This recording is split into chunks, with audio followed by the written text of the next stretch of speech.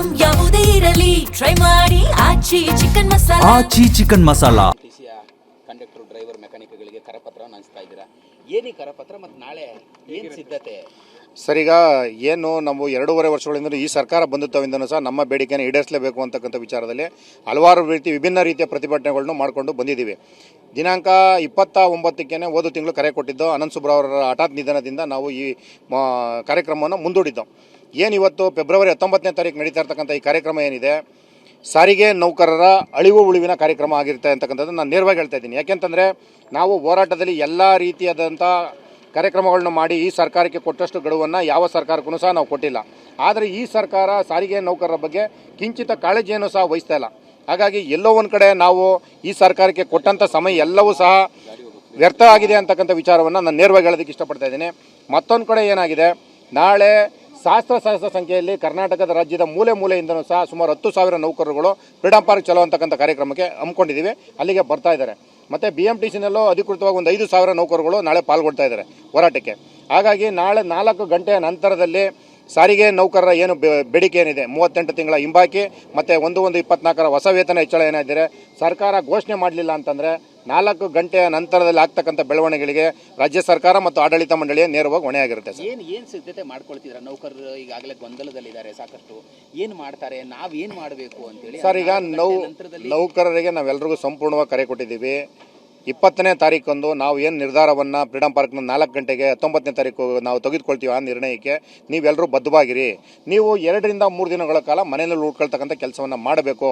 ಸಾರಿಗೆ ಸಂಪೂರ್ಣವಾಗಿ ಸ್ತಬ್ಧ ಆಗೋದಕ್ಕೆ ರಾಜ್ಯ ಸರ್ಕಾರವೇ ನೇರವಾಗಿ ಹೊಣೆಯಾಗಿದೆ. ಯಾಕೆಂತಂದರೆ ಈ ಸರ್ಕಾರ ಸಾರ್ವಜನಿಕರ ಜೋಬಿಗೆ ಕತ್ತರಿ ಹಾಕಿ 15% ಟಿಕೆಟ್ ದರವನ್ನು ಹೆಚ್ಚಳ ಮಾಡಿ 1.5 ವರ್ಷಗಳು ಕಳೆದ್ರೂ ಸಹ ಆ ಬಾಬ್ತನ್ನ ಸಾರ್ವಜನಿಕರ ಎದುರುಗಡೆ ಕೊಟ್ಟಂಥ ನಿರ್ದೇಶನ ಏನಿದೆ, ನಿಮಗೆ ಟಿಕೆಟ್ ದರವನ್ನು ಹೆಚ್ಚಳ ಮಾಡಿ ಸಾರಿಗೆ ನೌಕರ ಸಂಬಳ ಹೆಚ್ಚಳ ಮಾಡಬೇಕು ಅಂತಕ್ಕಂಥದ್ದನ್ನು ಹೇಳಿದ್ರು.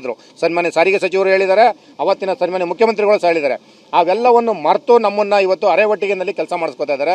ನಾವು ಇನ್ನು ಅರೆವಟ್ಟಿಗೆನಲ್ಲಿ ದುಡಿಯೋದಕ್ಕೆ ಆಗಲ್ಲ, ನಮಗೆ ಸಂಬಳ ಬೇಕೇ ಬೇಕು ಅಂತಕ್ಕಂಥ ವಿಚಾರವನ್ನು ಇಟ್ಕೊಂಡು ಮತ್ತು 38 ತಿಂಗಳ ಹಿಂಬಾಕಿ ಏನಿದೆ ಅದರಲ್ಲಿ 14 ತಿಂಗಳು ಕೊಡ್ತೀನಿ ಅಂತ ಹೇಳಿದ್ದಾರೆ. ಇನ್ನು ಉಳಿದ 24 ತಿಂಗಳನ್ನು ಸಹ ಬಿಡುಗಡೆ ಮಾಡಬೇಕು ಅಂತಕ್ಕಂಥ ವಿಚಾರವನ್ನು ಇಟ್ಕೊಂಡು ಎಲ್ಲರೂ ಸಹ ಫ್ರೀಡಂ ಪಾರ್ಕ್ನಲ್ಲಿ ನಾಳೆ ದೊಡ್ಡ ಮಟ್ಟದಲ್ಲಿ ರ್ಯಾಲಿ ಆಗ್ತಾ ಇದೆ. ಇದಾದ ನಂತರದಲ್ಲಿ ಕರ್ನಾಟಕ ರಾಜ್ಯದಲ್ಲಿ ಸಂಪೂರ್ಣವಾಗಿ ಸಾರಿಗೆ ಸ್ತಬ್ಧ ಆಗುತ್ತೆ ಅಂತಕ್ಕಂಥದ್ದನ್ನು ನಾನು ನೇರವಾಗಿ ಹೇಳ್ತಾ ಇದ್ದೀನಿ. ಯಾಕೆ ಅಂತಂದರೆ ಸಾರಿಗೆ ನೌಕರರ ಮೇಲೆ ತೆಗೆದುಕೊಂಡಿರ್ತಕ್ಕಂಥ ಮಲತಾಯಿ ಧೋರಣೆ, ಇಲ್ಲಿವರೆಗೂ ವೇತನ ಪರಿಷ್ಕರಣೆ ಮಾಡದಲ್ಲೇ ಇರ್ತಕ್ಕಂಥದ್ದು, ನಮಗೆ ಬರಬೇಕಾಗಿರ್ತಕ್ಕಂಥ ಸಂಬಳವನ್ನು ಸಹ ಕೊಡದಲ್ಲೇ, ಮತ್ತು ದೊಡ್ಡ ಮಟ್ಟದಲ್ಲಿ ಅಧಿಕಾರಿಗಳಿಂದ ನಡೀತಾ ಇರ್ತಕ್ಕಂಥ ಬ್ರಹ್ಮಾಂಡ ಭ್ರಷ್ಟಾಚಾರಗಳಾಗಿರ್ಬೋದು ಮತ್ತು ಕಿರುಕುಳಗಳಿರ್ಬೋದು, ಇವೆಲ್ಲ ವಿಚಾರಗಳನ್ನ ಇಟ್ಕೊಂಡು ನಾವು ಇವತ್ತು ಫ್ರೀಡಂ ಪಾರ್ಕ್ ಚಲೋ ಅಂತಕ್ಕಂಥ ಕಾರ್ಯಕ್ರಮ ಇಟ್ಕೊಂಡಿದ್ದೀವಿ. ನಾನು ವಿಶೇಷವಾಗಿ ಮನವಿ ಮಾಡ್ತಾ ಇದ್ದೀನಿ, ಕರ್ನಾಟಕ ರಾಜ್ಯದಲ್ಲಿರ್ತಕ್ಕಂಥ ಕನ್ನಡ ಪರ ಸಂಘಟನೆಗಳು, ರೈತ ಪರ ಸಂಘಟನೆಗಳು, ಎಲ್ಲ ಸಂಘಟನೆಗಳು ಸಹ ನಮ್ಮ ಜೊತೆ ಕೈ ಜೋಡಿಸಬೇಕು ಅಂತಕ್ಕಂಥದ್ದನ್ನು. ಯಾಕೆ ಅಂತಂದರೆ ಈ ರಾಜ್ಯದಲ್ಲಿ ಕಾಂಗ್ರೆಸ್ ಸರ್ಕಾರದ ಬಂಡ ಮುಖ್ಯಮಂತ್ರಿ ಅಂತಲೇ ನಾನು ನೇರವಾಗಿ ಹೇಳೋದಕ್ಕೆ ಇಷ್ಟಪಡ್ತಾ ಇದ್ದೀನಿ. ಇಲ್ಲಿವರೆಗೂ ಸಹ ನಾವು ಅತ್ಯಂತ ದಯನೀಯವಾಗಿ, ಸ್ವಾಮಿ ನಾವು ಭಾಳ ಕಷ್ಟದಲ್ಲಿದ್ದೀವಿ, ಕಡಿಮೆ ಸಂಬಳದಲ್ಲಿ ಕೆಲಸ ಮಾಡ್ತಾ ಇದ್ದೀವಿ, ಮಕ್ಕಳು ಸ್ಕೂಲಿಗೆ ಸೇರಿಸಿದ್ದೀವಿ, ಫೀಸ್ ಕಟ್ಟೋಕ್ಕಾಗ್ತಾಯಿಲ್ಲ, ಮನೆ ಬಾಡಿಗೆ ಕಟ್ಟೋಕ್ಕಾಗ್ತಾಯಿಲ್ಲ, ಕಡಿಮೆ ಸಂಬಳದಲ್ಲಿ ಕೆಲಸ ಮಾಡ್ತಾ ಇದ್ದೀವಿ ಅಂತ ಹೇಳಿದ್ರು ಸಹ ನಮ್ಮನ್ನು ಇವತ್ತಿನವರೆಗೂ ಕ್ಯಾರೆ ಅಂತ ಇಲ್ಲ. ಆದರೆ 15% ಟಿಕೆಟ್ ದರವನ್ನು ಹೆಚ್ಚಳವನ್ನು ಮಾಡ್ಕೊಂಡು ಮಿನಿಸ್ಟ್ರುಗಳು, ಮುಖ್ಯಮಂತ್ರಿಗಳ ಸಂಬಳವನ್ನು ಜಾಸ್ತಿ ಮಾಡ್ಕೊಂಡ್ರೆ ಹೊರತು ನಮ್ಮ ಸಂಬಳ ಮಾತ್ರ ಇದ್ದಲ್ಲಿಗೆ ಇದೆ. ನಾವು ಶಕ್ತಿ ಯೋಜನೆ ಅಂತ ಯೋಜನೆಯನ್ನು ಜಾರಿ ಮಾಡಿ ಈ ರಾಜ್ಯದಲ್ಲಿ ಇರ್ತಕ್ಕಂಥ 1.5 ಕೋಟಿ ನೌಕರರಿಗೆ ದಿನನಿತ್ಯ ಜನಸಾಮಾನ್ಯರಿಗೆ ನಾವು ಸರ್ವಿಸನ್ನು ಕೊಡ್ತಾ ಇದ್ದೀವಿ.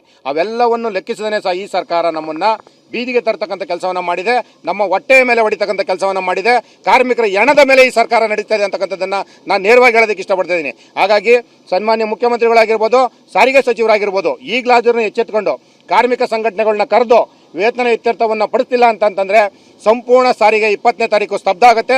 ಈ ಸ್ತಬ್ಧಕ್ಕೆ ಮುಖ್ಯಮಂತ್ರಿಗಳು ಮತ್ತು ಸನ್ಮಾನ್ಯ ಸಾರಿಗೆ ಸಚಿವರೇ ನೇರವಾಗಿ ಕಾರಣ ಆಗಿರ್ತಾರೆ ಅಂತಕ್ಕಂಥದ್ದನ್ನು ನಾನು ನೇರವಾಗಿ ಹೇಳ್ತಿದ್ದೀನಿ.